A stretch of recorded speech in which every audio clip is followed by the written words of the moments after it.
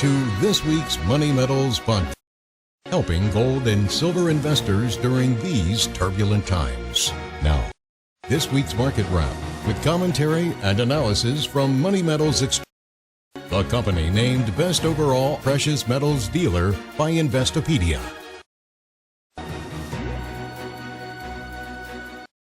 Welcome to this week's Market Wrap podcast. I'm Mike Leeson.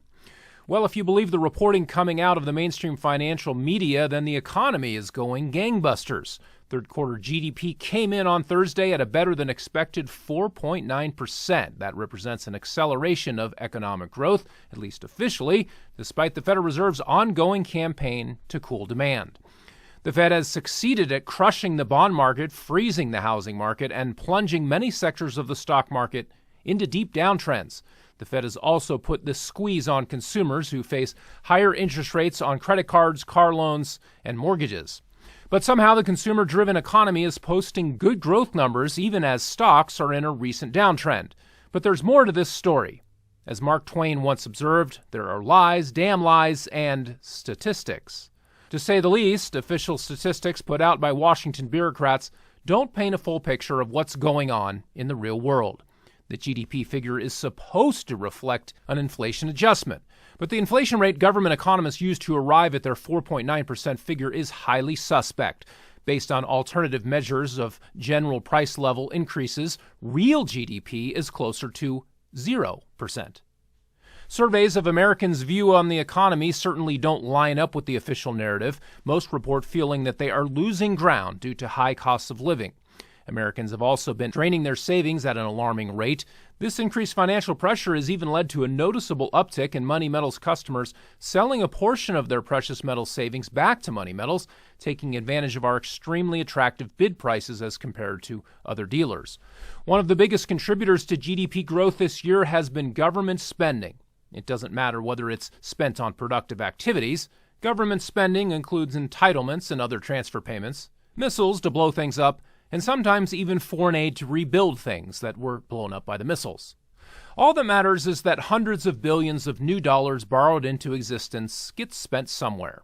Of course, what is counted as stimulus today will actually become a drag on the economy in the future as interest costs on the borrowed cash pile up. The feedstock of future economic growth is capital investment, not government borrowing or consumer spending. And if you look underneath the hood of the reported 4.9% GDP growth, you'll find that business investment actually fell for the first time in 2 years. For now, though, the Fed continues to insist that the economy is strong enough to withstand its rate hikes. Investor fears that rates will remain higher for longer than previously expected are weighing on asset markets. This week, stocks and bonds continued to come under pressure while the gold market consolidated near the $2,000 level. As of this Friday recording, the monetary metal checks in at $1,991 an ounce, essentially unchanged on the week. Turning to the white metals, silver prices are off 3% this week to trade at $22.86 an ounce. Platinum is little changed at $913. And finally, palladium is posting a weekly gain of 1.6% to come in at $1,155 per ounce. With only modest levels of retail buying in the last few months, premiums on gold and silver coins, bars, and rounds have fallen to their lowest levels since 2019, caused by excess capacity at mints and softer demand. The good news is this has made investment into physical precious metals more efficient as of late. Meanwhile, metals markets have been holding up fairly well in recent weeks despite ongoing strength in the U.S. dollar index. Higher interest rates and a superficially strong GDP number are boosting the U.S. currency versus foreign competitors, at least for the time being. But dollar bulls risk being whipsawed at the first sign of a Fed pivot toward monetary easing. They also risk being on the wrong side of ballooning federal budget deficits, which could trigger a vicious circle of more borrowing to pay rising debt servicing costs. Neither Congress nor the Biden administration appear able or willing to practice any semblance of fiscal restraint. The appearance of dysfunction has marred the narrow Republican majority in the House of Representatives. The GOP finally settled on Mike Johnson as the new Speaker of the House. He was little known outside his own district in Louisiana, and it isn't clear whether he will be able to deliver any substantive budget reforms that his predecessor wasn't.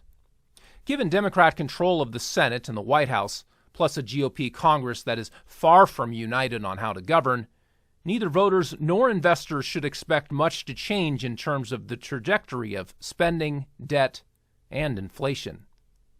Well, that will do it for this week. Be sure to check back next Friday for our next weekly Market Wrap podcast.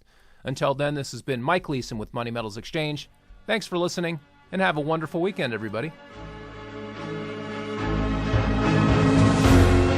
Thank you for joining us for this week's Money Metals podcast. Be sure to come back next week.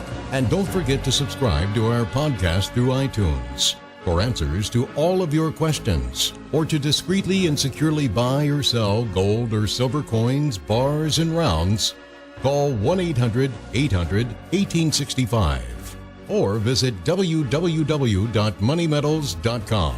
Our knowledgeable and no-pressure specialists are standing by to answer your call during business hours, Monday through Saturday. Or you can lock in your order online, 24 hours a day, 7 days a week. Again, visit us at www.moneymetals.com or call 1-800-800-1865.